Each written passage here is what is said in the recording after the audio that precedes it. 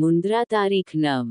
વિશ્વના સૌથી મોટા નરેન્દ્ર મોદી સ્ટેડિયમમાં ત્રિરંગો શાનથી લહેરાયો છે. ટી20 ક્રિકેટની વિશ્વગુરુ એવી ટીમ ઇન્ડિયાએ આજે અહીં વર્લ્ડ કપની નિર્ણયના ન્યૂઝીલેન્ડ પર 96 અને ભવ્ય વિજય મેળવી ઇતિહાસ રચી દીધો છે. ભારતીય ટીમ 20 ઓવરમાં વિશ્વ કપના 3 વાર ચેમ્પિયન થનારી અને વર્લ્ડ કપ જાળવી રાખનારી પ્રથમ ટીમ બની છે. સાથે જ યજમાન ટીમ પણ પહેલીવાર ચેમ્પિયન બની ગઈ છે. સતત ત્રીજી મેચમાં ફ્લાતુન બેટિંગ કરનાર સંજુ સેમસન 46 દડામાં ધુઆધાર 89, અભિષેક શર્માના માત્ર 21 દડામાં ઝંઝાવતી 52 રન અને ઈશાન કિશનના 25 દડામાં વિસ્ફોટક 54 રનની મદદથી સૂર્યસેનાએથી ટી20 વર્લ્ડ કપ 255 રનનો સૌથી મોટો સ્કોર ખડો કર્યો હતો.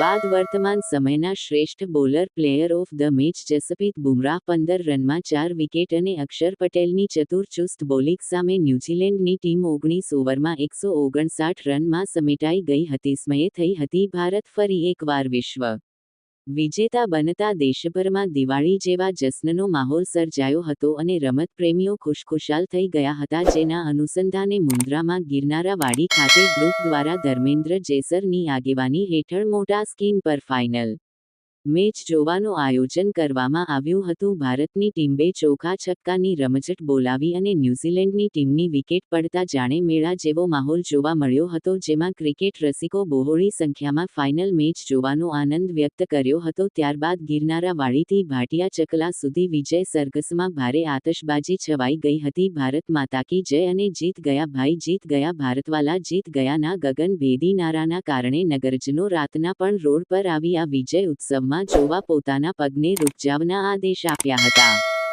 ધર્મેન્દ્ર જેસરે અગાઉ આવવા અનેક આયોજન કર્યા છે. ક્રિકેટ પ્રેમીઓ જણાવ્યું હતું કે શ્રી જેસરનો કાર્યક્રમ હોય અને ઢોલ નગારા અને આતશબાજી અચૂક હોય છે. વિવિધ સંસ્થાના વડાઓએ શ્રી જેસરને અભિનંદન પાઠવ્યા હતા તથા ગિરનારાવાડી ખાતે સામૂહિક જમણવાર યોજાયો હતી. ખારવા સમાજના પ્રમુખ રાજેશભાઈ કષ્ટા, ગિરનારા સમાજના પ્રમુખ જગનેશભાઈ ભટ્ટ પણ સહયોગ આપ્યો હતો. મોડી રાત સુધી વિજય સરઘસ ચાલ્યો હતો તથા નાના ભૂલકાઓ માટે સ્પર્ધા યોજાઈ હતી કે ન્યૂઝીલેન્ડની પ્રથમ વિકેટ કોણ લેશે, જે વિજેતાઓને યસ ફાઉન્ડેશન દ્વારા નવાજવામાં આવ્યા હતા. અંતમાં ધર્મેન્દ્ર જેસરે સૌનો આભાર માન્યો હતો.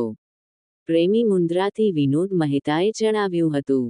Bureau report Mundra Kutch.